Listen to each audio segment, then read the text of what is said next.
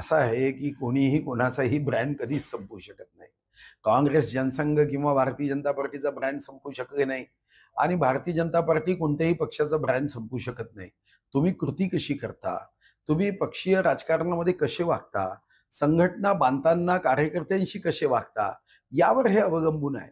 तुम्ही तुमचा पेपर घेता आणि जर उत्तरपत्रिका तुम्ही तुमची सोडवता, तर त्यावर आधारित तुम्हाला गुण हे प्रेक्षक असणारे मतदार देतात. त्यामुळे कुणीही कोणाचा पक्ष कधीच संपू शकत नाही.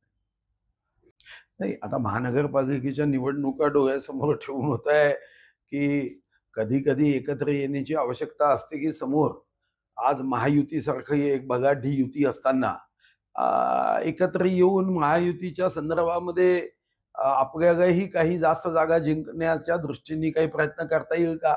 हाही भाव असू शकेल.